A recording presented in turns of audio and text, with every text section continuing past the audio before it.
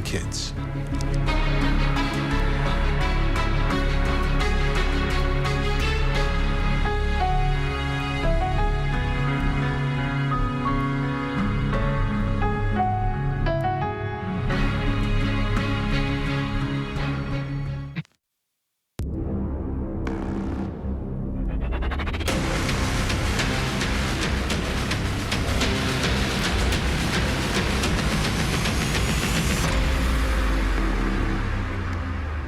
I'm Vinny Politan, the subject of my investigation, the brutal murders of Keith, Jennifer, Sophia, and Jesse Canero, a New Jersey family living a great life in Colts Neck until this massacre.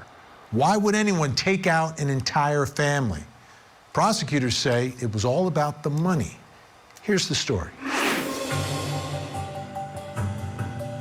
They were brothers, business partners, and once inseparable. But prosecutors say behind the success and shared history of Keith and Paul Canero, resentment was quietly festering. On the morning of November 20th, 2018, two fires ignited hours apart in Monmouth County, New Jersey, one at Paul Canero's Ocean Township home, the other at Keith's sprawling Colts Neck house. Authorities alleged the first blaze was a calculated diversion. At the second scene, firefighters made a horrifying discovery. Keith Canero shot execution style in his yard. His wife Jennifer and their two young children, Jesse and Sophia, murdered inside the burning home. Investigators say the killings were deliberate and fueled by money. Accusations that Paul had been stealing from their businesses, was about to be cut off financially and removed from the family trust. Prosecutors claim Paul tried to destroy evidence with the fire, creating the illusion that the entire Canero family was under attack. Paul Canero has pleaded not guilty and faces life without parole if convicted. This is a big case in New Jersey. I mean, huge trial, took years in the making, a lot of litigation, but the investigation was very involved as well. You have at least two crime scenes with fires, plus quadruple murder, plus digging into the history of these brothers and this family and their businesses. So what I wanted to do right now is take a little bit of time and take a look at some of the evidence in the case that prosecutors have put forth in front of this jury. Let's take a look at it. We begin with an alleged murder weapon, a handgun. Right? Investigators and prosecutors say ballistics link a gun found in Paul's house and gun parts found in one of his vehicles to the gun used in the murders. Take a listen. That gun, as well as the barrel and the silencer, were sent out to the New Jersey State Police Ballistics Unit for testing. In addition, the ballistic evidence located at 15 Willowbrook Road, so the bullets and the shell casings, those were also sent to the New Jersey State Police Ballistics Unit for testing and comparison. And you're going to hear about the conclusions of that testing. And what you're going to learn is that those conclusions included a finding that bullets and shell casings from 15 Willowbrook Road came from that barrel in his backpack and from the gun in his basement. Okay, so one piece of evidence, the handgun. The next one, take a look at this, the jeans. Prosecutors say that bloody jeans found where? In Paul's house had DNA from both child victims, Sophia and Jesse. Take a listen. There was this pile of charred items and articles all congealed together that was located right beneath the window well where the fire was started in the defendant's basement. In that pile was a pair of men's jeans with blood staining in multiple areas. Folded up in those jeans were 6 black nitrile gloves and 1 live round of ammunition. Same type of ammunition and head stamp that was found at 15 Willowbrook Road. Those jeans and those gloves, as well as numerous other items, were sent out for DNA testing. These sources of DNA located on multiple areas of those bloody jeans in the defendant's basement came from none other than his niece, Sophia Canero, and in one area from his nephew, Jesse Canaro. Okay, let's take a look at this next piece of evidence. This is a video. That's Paul Canaro. That's Paul Canaro in his own garage near the DVR for the surveillance system. You see the car behind him. He's in his own garage on video. Watch what happens. He reaches in there, and then all of a sudden, what happens?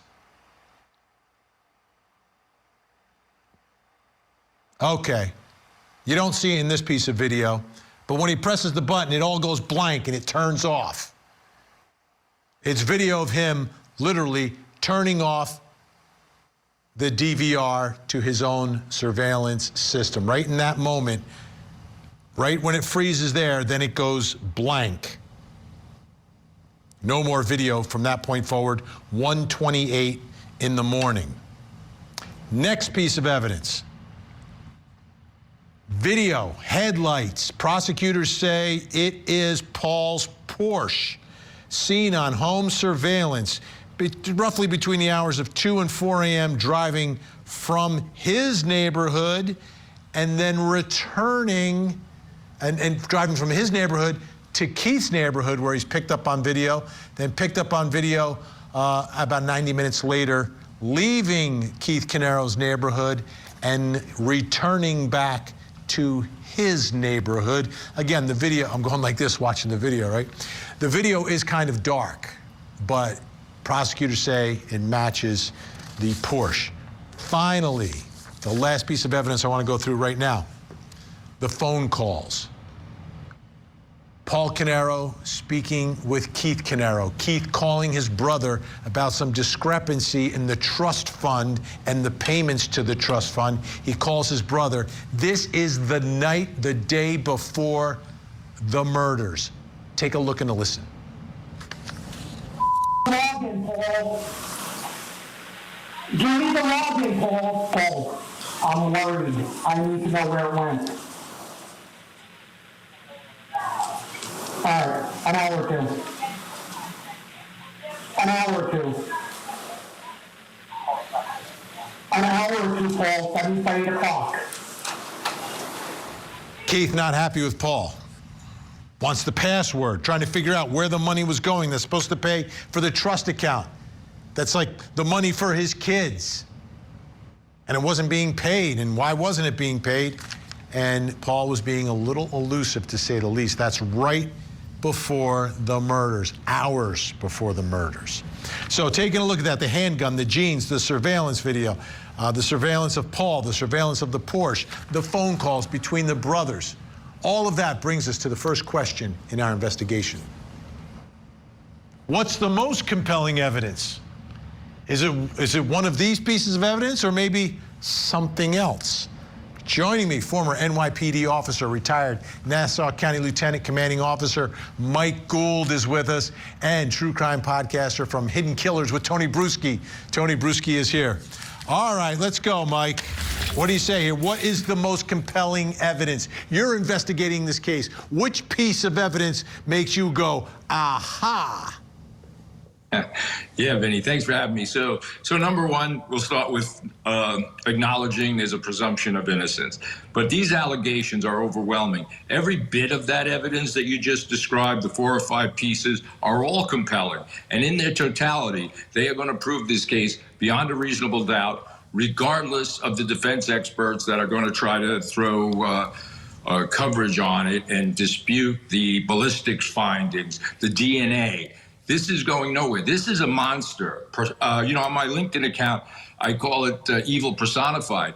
I was a cop in New York for 25 years, and I have a soft spot in my heart for children and animals because they are the most defenseless creatures on earth. And for this guy to look his nephew and niece in the eyes, stab them to death, the jury is not going to be sympathetic to this guy whatsoever. So to answer your question regarding the evidence, all in its totality is beyond a reasonable doubt.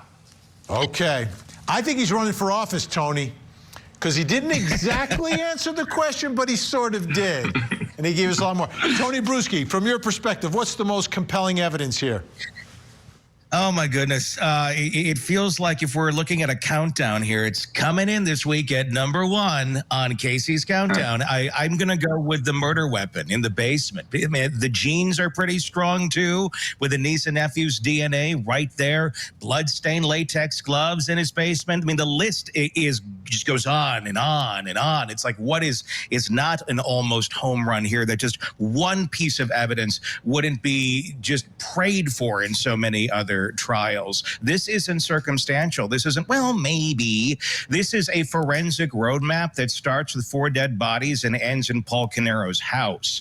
And then you got the 1:28 a.m. footage, his own security camera capturing him walking into the garage. And then the system goes dark. He shuts it off. Hours later, his brother is shot dead on the front lawn. His sister-in-law is stabbed and shot inside. And the 2 kids, one of them stabbed 17 times, including in the eye, are left to die in the burning house. He was able to fight the New Jersey Supreme Court to a certain extent, and then he lost, and then the footage was admitted. If that was so not important, why the fight? And of course, you got the $78,000 drain from the trust, the angry phone calls, Keith cutting off his salary hours before the murders. That's icing on the cake here, but you don't even need it because the cake is already in the basement. Let me ask you, Mike, let's go to the basement here. I'll give you a multiple choice this time. You ready? Which do you trust more, ballistics or DNA?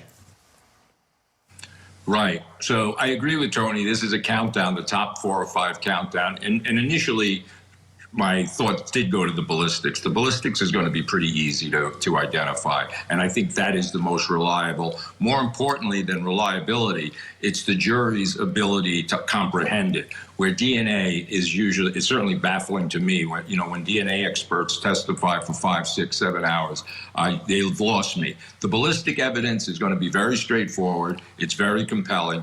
So that's number 1 on my countdown of compelling evidence. Yeah, and I agree with both of you. And the DNA in this case, I think, is second because it's a type of DNA evidence that New Jersey has not used to a great extent. And I think the defense will bring that up. There's also the familial aspect of it, of Paul, his brother, his niece. I mean, I think there's some level of explanation that will be attempted, but the ballistics, I don't think you can get around that. All right, great job tonight. Mike Gould, great to see you.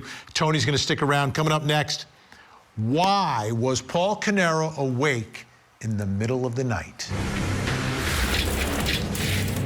One person who had the means, the motive, and the opportunity. And that person is sitting right here today. Did an affair lead to double murder? The Commonwealth's Attorney's Office has secured an indictment against Brendan Banfield for the murder of his wife, Christine, and the murder of Mr. Ryan. Prosecutors allege the defendant planned to run away with the family's au pair. So he killed his wife and another man. He was saying, I'm gonna kill her.